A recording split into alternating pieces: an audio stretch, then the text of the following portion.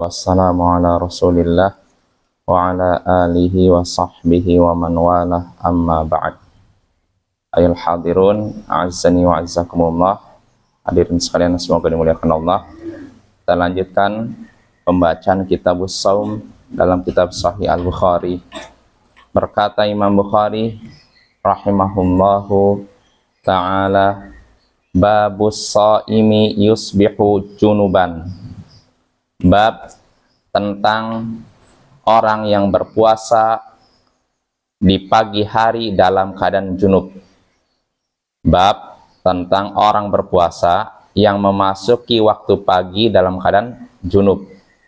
Artinya dia memasuki waktu fajar dalam keadaan junub, belum mandi, itu maksudnya.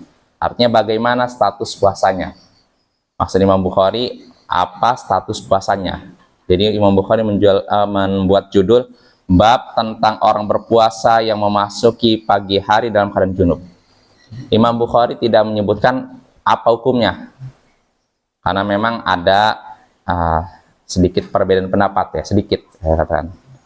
Apakah sah atau tidak sah orang yang masuk waktu pagi, waktu subuh dalam keadaan belum mandi junub ya. Kita baca saja hadisnya langsung. Berkata Imam Bukhari rahimahullahu ta'ala, haddatsana Abdullah ibnu Maslamah an Malik an Sumayyin maula Abi Bakar ibni Abdurrahman ibni al-Harith ibni Hisham ibni al-Mughirah annahu sami'a Abu Bakar ibni Abdurrahman qal kuntu ana wa abi hina dakhalna ala Aisyah wa ummi Salamah. Tahwil, haddatsana Abul Yaman qal akhbarana Syu'aib an Az-Zuhri qal akhbarani Abu Bakar ibnu Abdurrahman ibn al-Harith ibn Hisham anna abahu Abdurrahman akhbara Marwana anna Aisyah wa umma Salamah akhbaratahu anna Rasulullah sallallahu alaihi wasallam kana yudrikul fajar wa huwa junubun min ahli thumma yagtasilu wa yasum. Wa qala Marwanu li Abdurrahman ibn al-Harith uqsimu billah la tuqarri'anna biha Aba Hurairah wa Marwanu yawma idzin 'alal Madinah. Faqala Abu Bakar fakariya dzalika Abdurrahman thumma qaddara lana an najtami'a bi Dzil Hulaifah wa kanat li Abi Hurairah hunalika ardun. Faqala Abdurrahman li Abi Hurairah inni dzakirun laka amran walaula Marwanu aqsama alayya fi lam adhkurhu lak. Fa dzakara qaula Aisyah wa ummi Salamah. Faqala kadzalika haddatsani al-Fadl bin Abbas wa hunna a'lam. Wa qala Hammam wa ibnu Abdullah bin Umar an Abi Hurairah kana an-nabiy sallallahu alaihi wasallam ya'mur bil fitr wal awwalu asnad. Kata Imam Bukhari telah menceritakan kepada kami Abdullah bin Maslamah dari Malik dari Sumay maula Abu Bakar bin Abdurrahman bin Al-Harith bin Hisham bin Al-Mughirah, bahwasanya dia mendengar Abu Bakar bin Abdurrahman berkata, aku dan ayahku dulu aku dan ayahku tatkala menemui Aisyah dan Ummu Salamah, tidak sebutkan hadisnya tapi dialihkan ke sanad yang lain, dan menceritakan kepadaku Abul Yaman, ia berkata mengabarkan kepada kami Syu'aib dari Az-Zuhri, ia berkata Abu Bakar bin Abdurrahman bin Al-Harith bin Hisham mengabarkan kepadaku, kata Zuhri, bahwasanya bapaknya Abdurrahman bin Al-Harith bin Hisham mengabarkan Marwan bahwa Aisyah dan Ummu Salamah mengabarkan kepada Abdurrahman. Apa kabarnya? Bahwasanya Rasulullah SAW mendapati waktu fajar dalam keadaan beliau junub karena keluarganya, junub karena berhubungan suami istri. Lalu beliau pun mandi dan berpuasa. Jadi Aisyah dan Ummu Salamah mengabarkan kepada Abdurrahman bin Al-Harith bin Hisham bahwasanya Rasulullah pernah suatu hari mendapati waktu fajar, waktu subuh dalam keadaan junub, sudah berhubungan suami istri. Lalu apa sikap beliau setelah masuk waktu subuh dalam keadaan junub? Beliau mandi langsung, setelah itu puasa.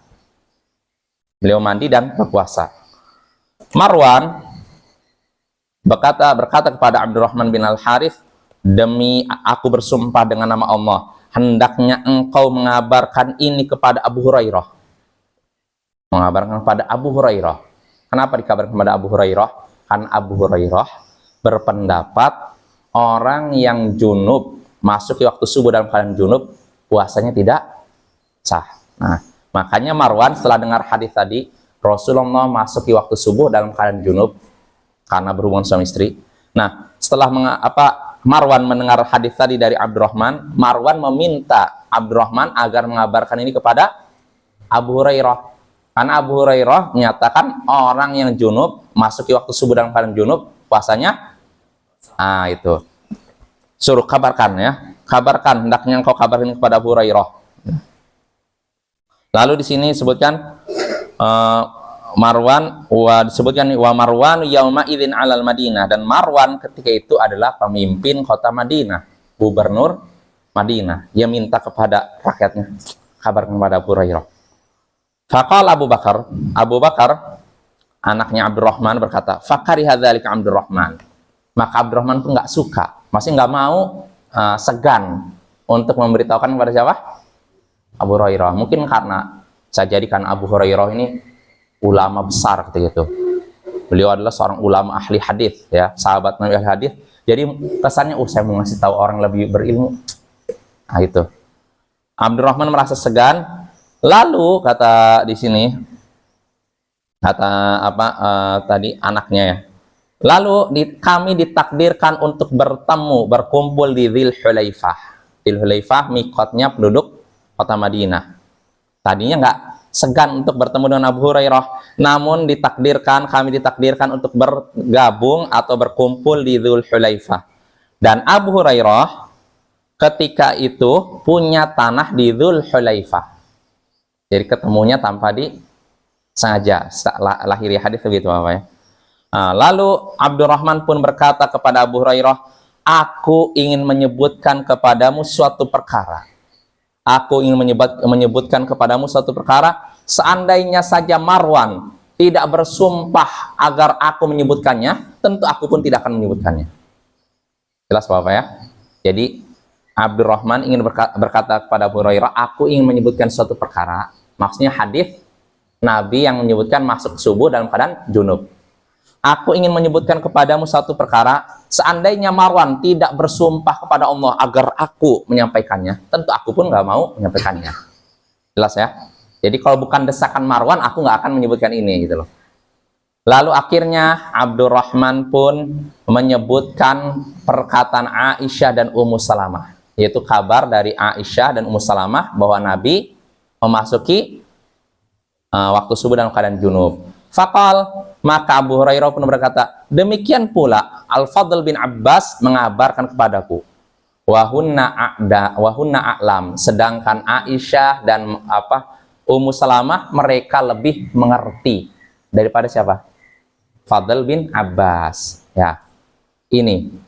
Lalu kelanjutan hadisnya Bapak, Hammam dan anaknya Abdullah bin Umar berkata dari Abu Hurairah bahwasanya Nabi Shallallahu Alaihi Wasallam menyuruh orang yang junub masuk di waktu subuh dalam keadaan junub untuk tidak berpuasa. Artinya puasanya tidak sah. Nah, ini ada Abu Hurairah membawakan hadis, Aisyah dan Ummu Salamah pun membawakan hadis. Kata Imam Bukhari, wal awwalu asnad. Hadis pertama lebih kuat. Hadis yang mana? Rasulullah masuk di waktu subuh dalam keadaan junub, dan inilah pendapat yang benar. Jadi hadis pertama lebih kuat, maka kalau begitu orang yang junub memasuki waktu subuh dalam keadaan junub, puasanya sah. Nah, itu apa ya? Ini pendapat yang kuat, dan ini bahkan Imam An-Nawawi menukil ijma, sampai menukil ijma para ulama, kesepakatan para ulama bahwa orang yang masuki waktu subuh dalam keadaan junub puasanya sah.